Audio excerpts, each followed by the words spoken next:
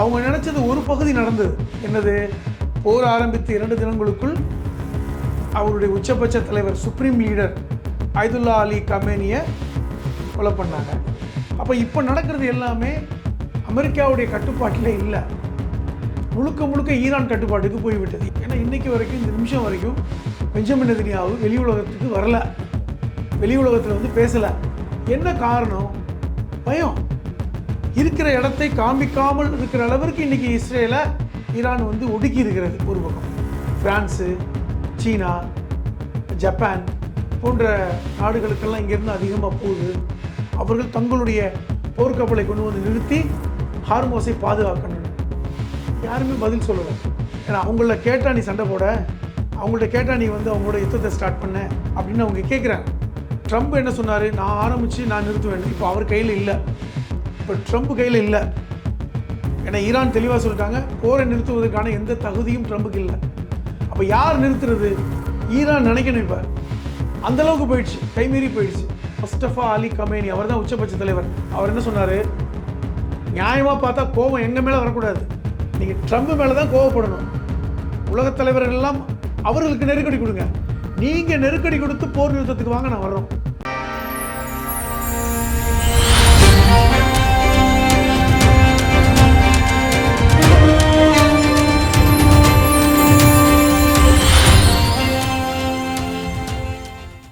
உலகெங்கிலும் வாழும் தமிழ் நேயர்களுக்கு வணக்கம். இன்று நம்மோடு இணைந்திருப்பது எழுத்தாளர் புதுமடம் அலீம் அவர்கள். வணக்கம் சார். வணக்கம் சார். இன்னைக்கு தேதியில் பார்த்தீங்கன்னா எல்பிஜி கேஸ் பிரச்சனை தான். எல்பிஜி கேஸுக்கு முக்கியமான பிரச்சனை என்னென்னா ஈரான் அமெரிக்கா போர். அமெரிக்கா போர் தொடங்கும் போது நிறைய பேர் என்ன நினச்சாங்கன்னா, ஒரு வாரத்தில் முடிஞ்சிடும், 4 நாளில் முடிஞ்சிடும், ஈரானால் பதிலடி தரவே முடியாது, இல்லை அவங்களோட பதிலடி தாக்கு பிடிக்கிற அளவுக்கு ஈஸியாக அமெரிக்கா முறியடிச்சிடும் அப்படின்னு பேசிகிட்டு இருந்தாங்க. ஆனால் இப்போது இந்த உலகத்தோட கழுத்தை பிடிக்கணும் அப்படின்ற மாதிரி ஹார்மூஸ் வளைவை வந்து பிடிச்சிருக்கு ஈரான். ஸோ இதை எப்படி பார்க்குறீங்க சார்? எப்படி போகுது போர்? அதாவது ஈரான் எவ்வளோ வலிமையானது என்பதற்கு ஒரு 8 மாதத்துக்கு முன்பாக ஈரானுக்கும் இஸ்ரேலுக்கும் நடந்த யுத்தத்திலே நமக்கு அதை பார்த்தோம். 12 நாள் தான் யுத்தம் நடந்தது. அதை நிறுத்தினது கூட ஈரான் இல்லை, அமெரிக்கா சொல்லி தான் இஸ்ரேல் அந்த போரை நிறுத்தினாங்க. அப்போ வந்து ஈரானுடைய வலிமையை பற்றி அமெரிக்காவுக்கு சந்தேகம்லாம் இருந்திருக்காரு. ஆனால் அவர்கள் என்ன பிளான் பண்ணாங்க? ஈரானுடைய உச்சபட்ச தலைவர் அயதுல்லா அலி கமேனியை போட்டுட்டோன்னா போர் நிறுத்தம் வந்துடும், அங்கே இருக்கின்ற கிளர்ச்சியாளர்களை ஊக்கப்படுத்தினோன்னா அந்த நாடு பெரிய பிரச்சனையாகிடும், அப்போ பல்வேறு குழப்பங்கள் ஏற்படும். ஈரானில் ஏற்கனவே இந்த குர்திஸ் மக்கள் ஒரு போராட்டம் நடத்திக்கிட்டு இருக்காங்க, அவங்கள தூண்டி விட்டோன்னா இன்னும் மோசமான விளைவை ஏற்படுத்தும். ரொம்ப எளிதாக வந்து ஒரு ஆட்சி மாற்றத்தை கொண்டு வந்துட்டால், அது நமக்கு விரும்பின ஒரு ஆட்சி மாற்றம் வந்துருச்சுன்னா அப்போ பிரச்சனை தீர்ந்தது. அப்படி தான் அவங்க பிளான் பண்ணாங்க. அவங்க நினச்சது ஒரு பகுதி நடந்தது. என்னது? போர் ஆரம்பித்து 2 தினங்களுக்குள் அவருடைய உச்சபட்ச தலைவர் சுப்ரீம் லீடர் அயதுல்லா அலி கமேனியை கொலை பண்ணாங்க. அது நடந்துச்சு. அந்த திட்டமிட்டவாறு அதை செயல்படுத்தினாங்க. ஆனால் அதுக்கப்புறம் பின்பாதி அவங்க நினச்சது மாதிரி நடக்கலை. இந்த சினிமாவில் வந்து இன்டர்வல் வரைக்கும் ஒரு கதை நம்ம எதிர்பார்த்தது நடந்தது, இன்டர்வலுக்கு அப்புறம் கிளைமாக்ஸ் வேறு. அது மாதிரி அப்போ இப்போ நடக்கிறது எல்லாமே அமெரிக்காவுடைய கட்டுப்பாட்டில் இல்லை, முழுக்க முழுக்க ஈரான் கட்டுப்பாட்டுக்கு போய்விட்டது. எப்படி? ஈரானுக்கு வந்து இவ்வளவு ஆயுதங்கள் இருக்கும் அப்படின்னு அமெரிக்கா எதிர்பார்க்கல. வெளிப்படையாக சீனா ரஷ்யா வந்து இப்படி சப்போர்ட் பண்ணுவாங்கன்னு எதிர்பார்க்கல. அவர்களுடைய இராணுவ வீரர்களே கொல்லப்படுவாங்கன்னு எதிர்பார்க்கல. தொடர்ச்சியாக வந்து இஸ்ரேலை இவர்கள் அலையலையாக தாக்குவதை முறியடிச்சிருவாங்கன்னு எதிர்பார்த்தாங்க. அதாவது அங்கிருந்து ஏவுகணை மூலமாக டெல் அவீவ் தாக்கப்பட்டுக்கிட்டே இருந்தது, அதை ட்ரோன் மூலமாக தடுக்க முடியும்னு நினச்சாங்க. ஒரு குறிப்பிட்ட அளவு தான் தடுக்க முடிஞ்சது, அப்புறம் விழ ஆரம்பிச்சிருச்சு. இன்றைக்கி டெல் அவீவ் பற்றிக்கிட்டு இருந்தது, அதெல்லாம் பார்த்தோம். அதை விட உச்சகட்டமாக 2 நாளுக்கு முன்பாக வந்த செய்தி, இஸ்ரேலுடைய பிரதமர் பெஞ்சமின் நெதன்யாஹூ உயிரிழந்து விட்டார். இது ரொம்ப பரபரப்பாக பேசப்பட்டது. அவரை கொண்டுட்டாங்க. ஆனால் இஸ்ரேல் வந்து அதுக்கு எதுக்கும் பதில் கொடுக்காமல் இருந்தாங்க. ஆனால் நேற்று வந்த வீடியோ, அதாவது பெஞ்சமின் நெதன்யாஹூ வந்து ஈரானுக்கு எச்சரிக்கை கொடுக்கும் விதமாக பேசியதை பார்த்தோம்.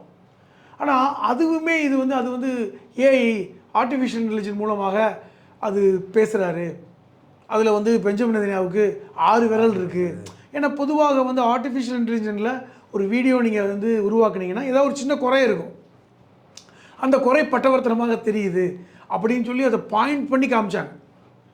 அப்போ நம்ம என்ன நினச்சோம், சரி இருக்கிற இடத்தை காமிக்காமல் ஒரு வீடியோ போட்டிருக்காங்க, ஆனால் அவர் உயிரோடு இருந்தால் ஏன் இப்படி ஒரு வீடியோ போடணும், இது யார் செஞ்சாங்க, மொசாத் ஏன் இப்படி செய்யணும், அப்போ அவர் உயிரோடு இல்லையா, அந்த சந்தேகம் இன்றைக்கி வரைக்கும் இருக்குது.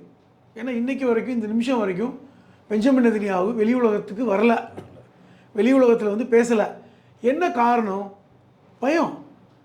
இருக்கிற இடத்தை காமிக்காமல் இருக்கிற அளவிற்கு இன்றைக்கி இஸ்ரேலை ஈரான் வந்து ஒடுக்கி இருக்கிறது ஒரு பக்கம்.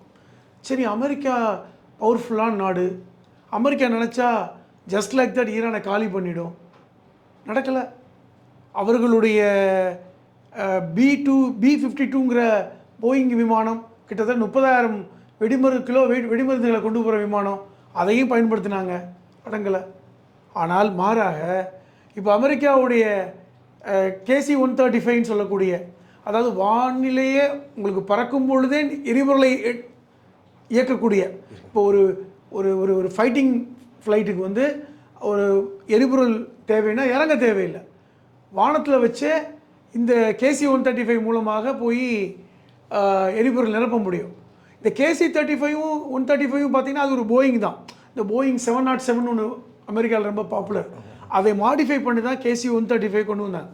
அப்போ அப்படிப்பட்ட ஒரு அதிநவீன விமானம் வானத்திலேயே வந்து நீங்கள் பெட்ரோல் நிரப்ப முடிக்கிற ஒரு விமானம், அந்த விமானம் சுட்டு வீழ்த்தப்பட்டதுன்னு சொல்லி ஈரான் சொன்னாங்க. உடனே அமெரிக்கா என்ன சொன்னாங்க, இல்லை விபத்து, அதில் இருந்த 4 பேர் செத்து போயிட்டாங்க அப்படின்ட்டாங்க. ஆனால் தொடர்ச்சியாக 4 KC-135 விமானங்கள் சுட்டு வீழ்த்தப்பட்டிருக்கிறது என்பது செய்தி. அப்போ இந்த அளவுக்கு மோசமாக நடக்குமா ஒன்று. இரண்டாவது, நீங்கள் கேட்டீங்க இவ்வளோ பவர்ஃபுல்லான நாடு அமெரிக்கா, அஃப்கோர்ஸ் பவர்ஃபுல்லான நாடு தான், ஆனால் ரொம்ப கிலோமீட்டர் தூரத்தில் இருக்காங்க. ஆனால் அவர்களுடைய படைப்பரிவாரங்கள் ஈரானை சுற்றி வந்தன.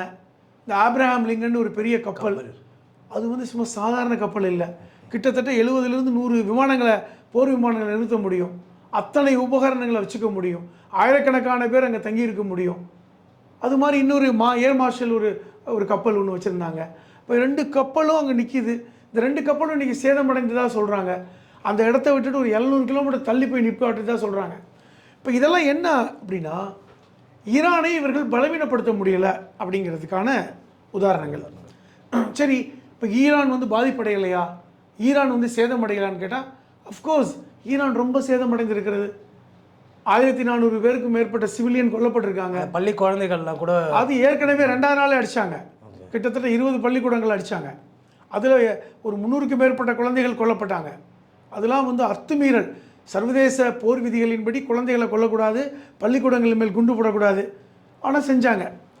அப்போ இப்படிப்பட்ட ஒரு துயரங்கள் நடக்குது. அப்போ ஈரானில் இவ்வளோ பேர் கொல்லப்பட்டிருக்காங்க. ஈரானுடைய அந்த ஆயில் ஸ்டோரேஜ் பாதிக்கப்பட்டிருக்கு. ஏன் நேற்று வந்த செய்தி கூட, ஈரானுடைய ஒட்டி ஒரு 28-30 கிலோமீட்டர் தூரத்தில் எல்லைக்குள்ளேயே அதாவது ஈரான் நகரத்துக்கு அதாவது அந்த அவருடைய தலைநகரத்திலிருந்து ஒரு 20-30 கிலோமீட்டர் தள்ளி இருக்கின்ற ஒரு இடம், கார்க்குன்னு ஒரு இடம். அது வந்து ஒரு 30-40 கிலோமீட்டர் சுற்றுலா உள்ள ஒரு தீவு. நம்ம ராமேஸ்வரம் கச்சத்தீவு மாதிரி ஒரு தீவு. ட்ரம்ப் கூட அதை தாக்கிட்டேன்னு பேட்டி. அது அந்த கார்க் தீவு சும்மா சாதாரண விஷயம் இல்லை. இவர்களுடைய 90 விழுக்காடு அந்த ஆயில் ரிஃபைனரி எல்லாமே அங்கே தான் நடக்குது. அந்த ஸ்டோரேஜ் அங்கே தான். அது ரொம்ப முக்கியமானது. அது இன்னும் சொல்லப்போனால் அந்த தீவுக்குள்ளே ஆள் நடமாட்டமே போக முடியாது. அங்கே ஏற்கனவே ஒரு 8000 பேர் இருக்காங்க. அவர்கள் எல்லோருமே அரசு சார்ந்த துறையில் இருப்பவங்க, அந்த வேலை பார்க்கக்கூடியவர்கள். சாதாரண சிவிலியன்ஸ் வந்து அலோடு இல்லை. அந்த தீவில் இருக்கின்ற அந்த அந்த அந்த தீவுக்கான குடிமக்கள் இருப்பாங்கள்ல, அவங்களும் ஒரு குறிப்பிட்ட பேர் அலோடு, அவ்வளோதான். அவர்களுமே அங்கே வேலை பார்க்குறாங்க, அந்த தீவில் அந்த ஆயில் ரிஃபைனரியில் வேலை பார்க்குறாங்க. அப்போ இப்படி வந்து ஒரு பாதுகாப்பான தீவு, இன்னும் சொல்லப்போனால் ஈரானுடைய உயிர் நாடி, அவருடைய வியாபாரத்துக்கு உயிர் நாடி, அதை நாங்கள் தாக்கிட்டேன்னு சொல்லி ட்ரம்ப் சொன்னார். ஆனால் இன்னொன்று என்ன சொன்னார்னா, அந்த தீவில் இருந்த பாதுகாப்பை தான் தாக்கணும், ஆனால் அந்த ஸ்டோரேஜை தாக்கலை. இன்னும் ஈரான் அடம் பிடித்தால் அந்த ஸ்டோரேஜை தாக்கிடுவோம் அப்படின்னாரு. அது வந்து ஈரான் வந்து இன்னும் மறுக்கவும் இல்லை, அதை வந்து அது இல்லைன்னு சொல்லலை. ஆனால் அது ஒரு முக்கியமான இது. அது வெறுமனே வந்து அந்த தீவு தாக்கப்பட்டு ஈரானுடைய அந்த ஸ்டோரேஜ் வந்து அழிக்கப்பட்டால் அது உலகத்துக்கும் பாதிக்கும். காரணம், கிட்டத்தட்ட 95 லட்சம் கோடி பேரல் ஸ்டோரேஜ் பண்ண முடியுங்க. 95 லட்சம் கோடி, அந்த அவ்வளவு எண்ணெய் இது பண்ண முடியும். இன்னொரு உதாரணம் சொல்லப்போனால், ஒவ்வொரு தினமும் ஒவ்வொரு நாளும் கிட்டத்தட்ட 75 லட்சம் பேரல் அங்கே உற்பத்தி ஆகுது. 75 லட்சம் பேரல். இந்தியாவுடைய தேவை ஒரு நாளைக்கு 58 லட்சம் பேரல். அப்போ இந்தியாவுடைய ஒவ்வொரு நாள் தேவை அங்கே உருவாக்கிட்டே இருக்காங்க. அந்த அளவுக்கு 1.5 நாள் தேவை. இப்போ எவ்வளோ பெரிய முக்கியமானது. இது வந்து உலகத்தை பெருசாக பாதிக்கும். இங்கிருந்து தான் அதிகமான எண்ணெய்கள் ஈரானுடைய அந்த கப்பல் மூலமாக ஈரான் எக்ஸ்போர்ட் பண்ணுறாங்க. இப்போ இது ஒரு சிக்கல். ஹார்மோஸை பற்றி பேசணும். ஹார்மோஸ் வழியாக தான் உலகத்துடைய 25 விழுக்காடு வியாபாரம் நடக்குது. இன்னும் சொல்லப்போனால் இந்தியாவிற்கு வெஸ்ட் ஏஷியா மூலமாக 70 to 80% இது அங்கே தான் வருது. அது பாதித்தா ரொம்ப ப்ராப்ளம். நம்ம வந்து ரஷ்யாட்ட வாங்கிக்கிட்டு இருந்தோம். ரஷ்யாட்டிருந்து வாங்கினா ஹார்மோஸ் வழியாக வரணும்னு அவசியம் இல்லை. அது நம்ம வந்து எங்கே வழியாக, செங்கடல் வழியாக வரலாம். அதுக்கான ரூட் வேறு இருக்குது. இன்னொன்று, இந்த எகிப்துடைய துறைமுகங்கள் வழியாக வர முடியும். ஆனால் அங்குமே வந்து செங்கடலில் ஈரானுடைய ஆதரவாளரான ஆட்கள் இருக்காங்க. அந்த அந்த அவர்களுடைய ஆட்கள் அந்த செங்கடலில் ஹவுதிக்கள்னு சொல்லக்கூடிய அந்த குழுக்கள் இருக்காங்க. அப்போ எப்படி இருந்தாலும் ஹார்மோஸும் இதுவும் ரொம்ப முக்கியமானது. இப்போ இன்றைக்கி ட்ரம்ப் என்ன சொல்கிறாரு, உலக நாடுகள் எல்லாம் ஹார்மோஸ் வழியாக வருகின்ற கப்பலுக்கு பாதுகாப்பு கொடுப்பதற்கு தங்களுடைய போர்க்கப்பலை கொண்டு வந்து நிறுத்தணும். பிரான்ஸு, சீனா, ஜப்பான் போன்ற நாடுகளுக்கெல்லாம் இங்கேருந்து அதிகமாக போகுது. அவர்கள் தங்களுடைய போர்க்கப்பலை கொண்டு வந்து நிறுத்தி ஹார்மோஸை பாதுகாக்கணும்னு யாருமே பதில் சொல்லலை. ஏன்னா அவங்கள கேட்டால் நீ சண்டை போட, அவங்கள்ட்ட கேட்டால் நீ வந்து அவங்களோட யுத்தத்தை ஸ்டார்ட் பண்ண அப்படின்னு அவங்க கேட்குறாங்க. ஆனால் அவர்களுக்கு முக்கியமானது. இப்போ ரஷ்ய கப்பல்களுக்கு ஹார்மோஸில் அனுமதி கொடுக்குறாங்க அப்படிங்கிற ஒரு தகவலும், இந்திய கப்பல்களுக்கு ரொம்ப பெருசாக தாக்குறது இல்லை. அதான் சார், அது சம்மந்தமாக ஒரு கேள்வி. இப்போ இந்திய கப்பலை பொறுத்த வரைக்கும் அனுமதி கொடுத்துருக்காங்கன்னு சொல்லிட்டு 4 நாள் முன்னாடி வருது. அதுக்கப்புறம் அதை பற்றி உறுதிப்பட செய்தி எதுவும் இல்லைன்னு 3 நாள் முன்னாடி வருது. அது மாதிரி ஒரு நாள் விட்டு ஒரு நாள் வந்து கப்பல் வந்து அனுமதியோடு தான் வந்தது, இல்லை கேப்டன் வந்து இன்ஜின்லாம் ஆஃப் பண்ணிட்டு அமைதியாக வந்தார் அப்படின்னு ஒரு செய்தி இருக்குது. இப்போ கேட்டால் வெளியூர் ஒருத்தரை திருப்பி மறுத்துருக்காங்க, இல்லை பர்மிஷன் தரல. உண்மையிலே பர்மிஷன் கொடுத்துருக்காங்களா இல்லையா சார்? இல்லைங்க. அதாவது ஹார்மோஸில் நம்முடைய இந்திய கப்பல்கள் கிட்டத்தட்ட 28 கப்பல்கள் தத்தளித்து நிற்கிது. எல்லாமே 28 கப்பல்கள்லேயும் எண்ணெய் இருக்குது, இயற்கை வாயு இருக்குது, நமக்கு தேவையான அத்தனையும் இருக்குது. இதெல்லாம் வந்து 10 நாளைக்கு முன்னாடியே வந்திருக்கணும் இந்தியாவுக்கு. அது வந்திருந்தால் இன்றைக்கி இந்த சிக்கல் இல்லை. அதுதான் பிரச்சனை. இப்போ நீங்கள் கூட கேட்டீங்க, அப்போ இந்த கப்பல்கள் 2 கப்பல் வந்துருச்சே, அப்போ அது வந்து அனுமதி கொடுத்தாங்களே, இது வந்து நம்மளுடைய ராஜதந்திரம் வெற்றியா அப்படின்னா. ஆனால் அந்த கேப்டன் வந்து பேசுனதையும் நம்ம பார்த்தோம். நாங்கள் எல்லாத்தையும் லைட்டெல்லாம் அமர்த்திட்டு ரேடாரில் சிக்காமல் உயிரை கையில் பிடிச்சிட்டு வந்து சேர்ந்தோம்யா அப்படின்னு. அவர் ஒரு இந்திய கேப்டன் தான். அது லைபீரியா கப்பல், இந்திய கேப்டன். அப்புறம் இந்திய கப்பலும் வந்துச்சு, 2 கப்பல் வந்து சேர்ந்துருச்சு. ஏன் 3வது கப்பல் இன்ன வரைக்கும் வரல? 4வது கப்பல் ஏன் வரல? அப்போ வந்து மூடப்பட்டிருக்கு. பேச்சுவார்த்தை நடக்குது.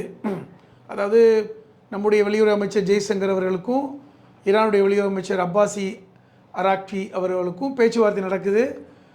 என்ன பிரச்சனைனா, நாங்கள் வந்து இந்திய கப்பல்களுக்கு கொஞ்சம் விதிவிலக்கு கொடுக்குறதெல்லாம் உண்மை தான். ஏன்னா அடிப்படையில் அவர்கள் இந்தியர்களோடு பிரச்சனை பண்ண நினைக்கல. ஈரான் எப்பொழுதுமே, நமக்கும் ஈரானுக்கும் ஒப்பந்தங்கள் நிறையா இருக்குது. அடிப்படையில் பல்வேறு அனுகூலங்கள் இருக்குது. அதை வச்சு தானே நம்ம வந்து ஹைதராபாத் விசாகப்பட்டினத்தில் நடந்த அந்த கப்பல் படை நிகழ்ச்சிக்கு அவங்க 3 கப்பல் அனுப்பிச்சிருந்தாங்க. அதை கூட ஒரு கப்பலை போட்டு தள்ளினாங்கல்ல, தாக்கி அந்த ஏவுகணை மூலமாக நீர்மூழ்கி கப்பல் வந்து அடித்தாங்களே. ஒரு கப்பல் இலங்கையில் நிற்கிது, இப்போ ஒரு கப்பல் இந்தியாவில் இருக்குது. அப்போ அந்த அனுகூலம் இருக்குது. ஆனால் இன்னொரு பக்கம் நம்ம இஸ்ரேலோட நெருக்கமாக இருக்கோங்கிற அந்த கோபம் அவர்களுக்கு இருக்குது.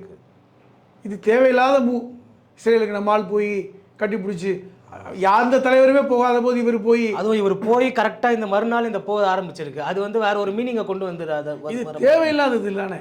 இது வந்து போகாமல் இருந்தால் கூட இது பிரச்சனை இல்லை. இவர் போய் கட்டி பிடிச்சி நான் உங்களுக்கு அனுகூலமாக இருக்கேன், சப்போர்ட் பண்ணுறேன், அப்படி இப்படின்னு ஆச்சா பூச்சான்னு பேசிட்டு வந்து ரொம்ப தப்பாக போச்சு. இருந்தாலும் அது ஈரான் வந்து நம்மளை தப்பாக எடுக்கலை. சரி, இந்தியாவுக்கான நெருக்கடி, அமெரிக்காவோட நெருக்கடி கொடுக்குறாங்க, இந்த நெருக்கடிக்கு வந்து வேறு வழி இல்லை, இப்போ அதே அமெரிக்கா தான் நீ 30 நாள் ரஷ்யாட்ட வாங்கிக்கோ அனுமதி தரேன்னு, நம்மள்ட்ட அனுமதி கொடுக்குற அளவுக்கு நம்ம இருக்கிறோம். அதெல்லாம் இன்றைக்கி பேசுனாங்க. அப்போ அந்த அளவுக்கு நம்ம அதெல்லாம் நிறைய விஷயங்களை பேசிட்டோம். ஆனால் இன்றைக்கி வந்து 2 வாரத்தை கடந்து இன்றைக்கி யுத்தம் போயிட்டுருக்கு. 2 வாரத்தை கடந்து யுத்தம் போயிட்டுருக்கு. அப்போ இந்த யுத்தம் வந்து நிறுத்தப்பட வேண்டியது இந்தியாவுக்கு மட்டும் இல்லை, உலக நாடுகளுக்கே அது நிறுத்தப்படணும். இன்றைக்கி இப்போ பாருங்களேன். ஆமாம் சார், டெய்லி வந்து ஒரு நாளைக்கு கிட்டத்தட்ட 50 ஃபோன் கால் மேலே ட்ரம்ப்புக்கு போகுது உலக நாடுகள் தலைவர்கிட்ட இருந்து, இந்த போரை நிறுத்துங்க அப்படின்னு சொல்கிறாங்க. இப்போது போரை நிறுத்தணும் அப்படிங்கிறது பெரிய கோரிக்கையாக உலகத் தலைவர்கள் பேசுகிறாங்க. ட்ரம்ப் என்ன சொன்னார், நான் ஆரம்பித்து நான் நிறுத்துவேன். இப்போ அவர் கையில் இல்லை, இப்போ ட்ரம்ப் கையில் இல்லை. ஏன்னா ஈரான் தெளிவாக சொல்லிட்டாங்க, போரை நிறுத்துவதற்கான எந்த தகுதியும் ட்ரம்புக்கு இல்லை. அப்போ யார் நிறுத்துறது? ஈரான் நினைக்கணும். இப்போ அந்தளவுக்கு போயிடுச்சு, கைமீறி போயிடுச்சு. இஸ்ரேலும் பெரிய அளவில் பாதிப்பு தான். அப்போ இன்றைக்கி பெஞ்சமின் நெதன்யாகு ஆளே இல்லை, எங்கே இருக்காருன்னு தெரியல. அவரை வச்சு ஆர்டிஃபிஷியல் இன்டெலிஜென்ஸ் மூலமாக பேசுகிற அளவுக்கு நிலைமை. இன்றைக்கி ட்ரம்ப் வந்து ரஷ்யாவுடைய அதிபர் விளாடிமிர் புட்டினோட ஃபோனில் பேசுகிறாராம் நிறுத்துறதுக்கு. ஏன்னா ரஷ்யா சொன்னார் ஈரான் கேட்பாங்கன்னு, அந்த மாதிரி போயிடுச்சு. இப்போ இவங்க ஏற்கனவே அமெரிக்காவுக்கு 3 நிபந்தனைகளை விதித்தாங்க. எங்களுக்கான நீங்கள் நிவாரணத்தை கொடுக்கணும், $800 பில்லியன் எங்களுக்கு பாதிப்பு இருக்குது 40 வருஷமாக, அதில் $500 பில்லியன் கொடுங்க, வேணால் உங்களுக்கு ஒரு 10 வருஷம் டைம் தரோம், கொஞ்சம் கொஞ்சமாக கொடுங்கன்னு கேட்குற அளவுக்கு ஆகி போச்சுன்னு வைங்களேன். அதை விட மோசம், கல்ஃபில் இருக்கின்ற வளைகுடா நாடுகள் இருக்கின்ற அத்தனை அமெரிக்க பேசையும் காலி பண்ணிட்டு போயிடணும், இப்படிலாம் பேசுகிறாங்க. இப்போ இந்த நிபந்தனைகள்லாம் ட்ரம்ப் ஏற்றுக்கிறாளா? பல்வேறு சிக்கல். இப்போ எல்லா நாடுகளும் நீங்கள் கப்பல் படையை கொண்டாந்து நிறுத்துங்கன்னா எப்படி வருவாங்க? நீங்கள் வந்து நிறுத்தினா இப்போ என்ன ஆயிடுச்சுன்னா, உலக நாடுகள் அமெரிக்கா மேல் கடுங்கோபத்தை அடைந்திருக்கிறார். இந்த ஆளால் தானே இவ்வளோ பிரச்சனை. இப்போ நான் என்ன கேட்குறேன், இப்போ இந்த போர் நடக்கலைன்னா நமக்கு பிரச்சனை இருக்குமா? இப்போ நம்ம வந்து ஒரு சிலிண்டர் இன்ன வரைக்கும் புக் ஆகலைன்னு சொல்லி இவ்வளோ பிரச்சனை, விலைவாசி ஏற்றணும், அதில் 60 ரூபா கூட்டணும், அப்படி இருந்து கிடைக்கல. பெட்ரோல் பல்கில் வந்து பார்த்திங்கன்னா குமிஞ்சு நின்றாங்க.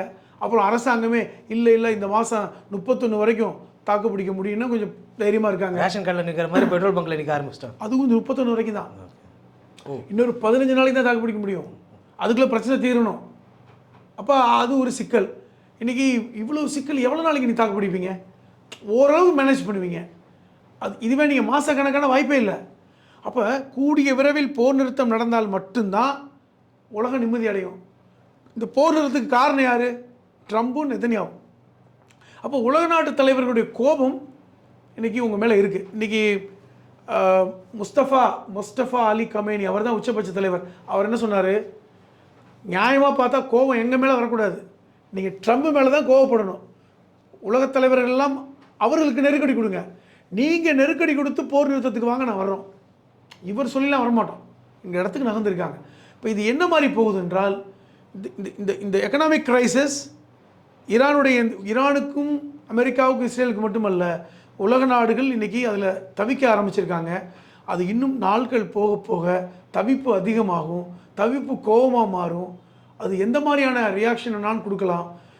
இவர் சொன்ன மாதிரி ஐரோப்பிய யூனியன் வந்து இன்றைக்கி கொந்தளிச்சிருக்காங்க. பல்வேறு ஐரோப்பிய நாடுகள் வந்து அமெரிக்காவை மேலே கடுங்கோபம். ஏன்னா இன்றைக்கி ஐரோப்பிய யூனியன் பாதிக்கப்பட்டிருக்காங்க, அவர்களுக்கும் ஹார்மோஸ்லேருந்து வரணும், பெரிய அளவில் பாதிப்பு இருக்குது. அது கொஞ்சம் கொஞ்சமாக பாதிப்பை நோக்கி இன்றைக்கி போய்கொண்டிருக்கிறது. அது கூடிய விரைவில் இன்னும் அதிகபட்சமாக இந்த ஒரு வாரத்திற்குள் போர் நிறுத்தம் நடந்தால்தான் உலகம் தப்பிக்கும், உலகத்துடைய இந்த பொருளாதார கிரைசிஸ்லேருந்து மீள முடியும். இல்லைன்னா பெரிய அளவில் பாதிப்பு ஏற்பட்டு மீளுவதற்கே பல மாதம் ஆகிடும். அது அவ்வளோ எளிதாக மீள முடியாது. சரி, இறுதியாக ஒரே ஒரு கேள்வி. இப்போ வந்து அமெரிக்காவோட போர் தந்திரம் ஜென்ரலாக என்னென்னா, இப்போ அமெரிக்கான்னு இல்லை, ஜென்ரலாக எந்த ஒரு வாரிலையும் வந்து தலைமை அழிச்சா அந்த படம் வந்து சதறி போவோம் அப்படின்ற மாதிரி ஒரு கருத்து நிலவுது. இப்போ ரீசெண்டாக வந்து பெரிய பெரிய படங்கள் பாகுபலிலாம் கூட அந்த கான்செப்ட் தான். ஸோ அந்த தலைமை அழிச்சா சதுரன்றதை மீறி ஈரான் வந்து இன்றைக்கி தலைமை அழிச்சு கூட நீங்கள் அழிச்சதுக்கு நாங்கள் பழி வாங்காமல் விட மாட்டோம் அப்படின்னு சொல்லிட்டு அட்டாக் கொடுக்குறாங்க. இந்த ஒரு அட்டாக் வந்து இனி எந்த ஒரு சர்வதேச நாடோ இன்னொரு நாடு மேலே போர் அழுத்தத்தை கொடுக்க முடியாதுன்றது காட்டுறது மாதிரி இருக்காது. ஈரானுடைய அவங்க கான்செப்ட் எப்படி தெரியுமா, அவங்க வந்து அந்த நாட்டை ஒருத்தர் ஆட்சி செய்யலை. நம்ம ஊரில் மோடி தலைமையிலான ஆட்சி, அமெரிக்காவில் ட்ரம்ப் தலைமையிலான ஆட்சி, அவங்க கட்சி. ஆனால் ஈரான் அப்படி இல்லை. ஈரானில் வந்து 80 பேர் கொண்ட கவுன்சில் ஆட்சி பண்ணுறாங்க. அதிலும் குறிப்பாக 8 பேர் கொண்ட உயர்மட்ட குழு ஆட்சி பண்ணுது, ஒருத்தர் கிடையாது. அவர்கள் தான் ஒரு ஆளை தேர்வு செய்கிறாங்க, அவ்வளோதான். அப்போ அந்த 80 பேர் கொண்ட உயர்மட்ட குழுவில் இருப்பவர்கள் எல்லோருமே பெரிய இடத்துல இருக்காங்க. அவர்கள் மத குருமார்களாக இருக்காங்க, சயின்டிஸ்ட் இருக்காங்க, உயர்ந்த படிப்புகளை படித்தவர்கள் இருக்காங்க, அரசியல் ஆளுமைகள் இருக்காங்க. இவர்கள் ஒரு சித்தாந்தத்தை உருவாக்கி என்ன செய்கிறாங்கன்னா அதன் அடிப்படையில் இருக்காங்க. தலைவர்களை வைத்து அங்கே ஆட்சி இல்லை. புரிஞ்சுக்கங்க. இப்போ இங்கே ஒருத்தர் போயிட்டாருன்னா இப்போ பாஜக ஆட்சி முடிஞ்சு காங்கிரஸ் வந்தால் இந்தியாவுடைய வெளியுறவு கொள்கையே மாறும். அப்படிலாம் அங்கே இல்லை. அந்த 80 பேர் ஒருத்தர் இறந்து போனாலும் இன்னொருத்தர் அதை அப்படி கொண்டு போயிடுவாங்க. அந்த ஒருத்தர் மாறிட்டால் அவருக்குன்னு ஒரு சுயமாலாம் இருக்காது. அந்த ஏற்கனவே அவர்களுக்கான பைலா, அவர்களுக்கான விதிமுறை இருக்குல்ல, அதன் அடிப்படையில் தான் ஆட்சி இருக்கும். இந்த இஸ்லாமிக் ரெவல்யூஷனரி அந்த அந்த கார்டு காப்ஸ் இருக்குது பாருங்க, அது வந்து அவர்களுக்குன்னு சில சட்டத்திட்டங்களை வச்சுருக்காங்க. அந்த ஷரியா சட்டங்களை வச்சு தான் அவங்க ஆட்சி பண்ணுறாங்க. அதனால் ஈரானை வந்து நீங்கள் தலைமை இதை தவிர அமெரிக்கா புரிஞ்சுக்கிட்டாங்க. அயதுல்லா அலி கமேனியை தூக்கிட்டா முடிஞ்சிடும். இப்போ நீங்கள் இப்போ பாலஸ்தீனத்தில் இருக்கின்ற ஹமாஸ் ஏன் அழிக்கப்பட முடியல? இப்போ அதுக்கு முன்னாடி இருந்தவர்கள் கொல்லப்பட்டாங்க. இஸ்மாயில் ஹனியா கொல்லப்பட்டார், அடுத்தடுத்த தலைவர்கள் கொல்லப்பட்ட, சின்வார் கொல்லப்பட்டார். ஏன் அழிக்க முடியலன்னா அவர்களுமே ஒரு தத்துவ ரீதியாக இயங்கிக்கிட்டு இருக்காங்க. எப்பொழுதுமே தத்துவ ரீதியாக இயங்கிக்கிட்டு இருக்க அமைப்பை நீங்கள் அழிக்கவே முடியாது. தலைமையை வச்சு ஒருத்தர் தலைமையை வச்சு தான் இயங்கிக்கிட்டு இருக்காங்கன்னா தூக்கிட முடியும். இன்றைக்கி பல்வேறு உதாரணங்கள் சொல்ல முடியும். தமிழ்நாட்டில் ஜெயலலிதா அவர்கள் போனதுக்கப்புறம் அதிமுக நிலைமையை பார்த்தீங்களா? ஏன்னா ஒன்மென் ஷோ, தத்துவ ரீதியாக இயங்காதது. எப்போவுமே ஒரு ஆளுமையின் கீழ் இயங்கினால் அந்த ஆளுமை முடிந்து விட்டால் அது எல்லாமே அடிபட்டு போகும். ஆனால் இவர்கள்லாம் தத்துவார்த்த ரீதியாக இயங்கிக்கிட்டு இருக்காங்க. இப்போ நீங்கள் அயதுல்லா அலி கமேனியை போட்டுட்டா அடுத்த மூச்சு முஸ்தபா அலி கமேனி, அவர் இல்லைன்னா இன்னொருத்தர் வந்து அலி லாரிஜானி வருவார், இல்லைன்னா ஒருத்தர் வாஹிதீன் ஒருத்தர் வருவார், யாராவது ஒருத்தர் வருவாங்கல்ல. அவர்கள் எல்லோருமே டிட்டோவாக அதையே ஃபாலோ பண்ணுவாங்க, எதுலேயும் மாற்றம் இருக்காது. அப்போ இப்படியான ஒரு ஆட்சி அங்கே நடக்குது கொள்கை அடிப்படையில். இது நம்ம தமிழ் பாணியில் சொல்லணும்னா கொள்கை ஆட்சி. அது நீங்கள் வந்தாலும் நான் வந்தாலும் அந்த கொள்கை பிரகாரம் தான் ஆட்சி பண்ண முடியும். இந்த அடிப்படையில் ஆட்சி போயிட்டு இருக்கு. இதை நீர்த்து போக வைக்கிறது ரொம்ப கஷ்டம், ரொம்ப கஷ்டம். அதுதான் அங்கே நடக்குது. நிச்சயமாக சார், உலகத்தில் இப்போ நடந்துட்டு இருக்க போரை பற்றி நல்லா தெளிவான ஒரு எக்ஸ்ப்ளனேஷன் எங்கள் எல்லாருக்குமே கொடுத்தீங்க. இங்கே வந்து உங்கள் கருத்தை பகிர்ந்ததற்கு ரொம்ப நன்றி சார்.